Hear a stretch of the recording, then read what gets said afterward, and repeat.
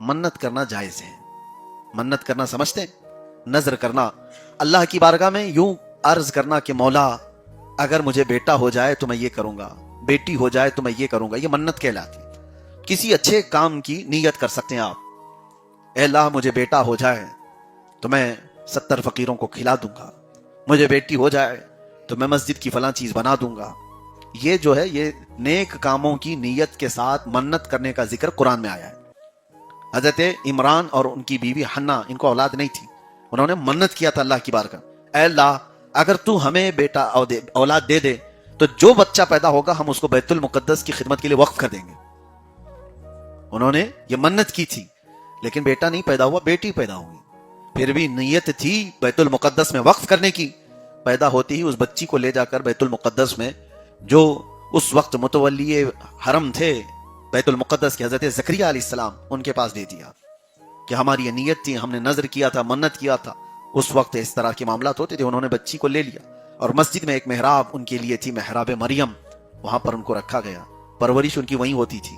کون پالنے والا, کون دیکھنے والا؟ بچی کو. دودھ پیتی بچی کو اگر کوئی مسجد میں لا کر رکھ دے تو سارے لوگ یہ سمجھیں کہ اس کا کون دیکھے گا. لیکن حضرت زکریا علیہ السلام خود کہتے ہیں کلما دخل علیہا زکریا المحراب وجد عندها رزقا. جب جب زکریا علیہ السلام محراب میں جاتے ان کے مریم کے, دیکھتے طرح طرح کے پھل فروٹ وہاں رکھے ہوئے ہوتے تھے. انا لکی ہادا, پوچھتے یہ کہاں سے آتا ہے مریم تمہارے پاس؟ قالت ہوا من عند اللہ, یہ اللہ کی طرف سے آتا ہے. ان اللہ یرزق من یشاء بغیر حساب, بے شک اللہ جسے چاہتا ہے بے حساب رزق دیتا ہے. منت کا مسئلہ میں آپ کو بتا دوں. ہاں, اب جاہلوں کیا منت یہ ہے کہ بیٹا ہو جائے تو وہاں دھاگا باندھ دوں گا, یہاں تالا لگا دوں گا, اس کو تیل چڑھا دوں گا.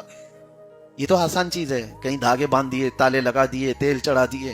کبھی یہ بھی تو منت کرو کہ ایک ختم قرآن پورا کر دوں گا.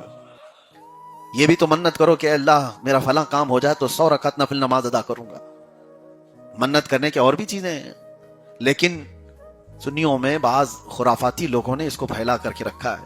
عورتوں میں تو ایسے ہے کہ ان تمام واہیات کو اتنے پروموٹ کیا گیا ہے, درگاہوں میں جا کر دیکھو تو ان کے تالے اور ان کے دھاگوں سے تو کوئی دروازے بوجھل ہو چکے ہیں.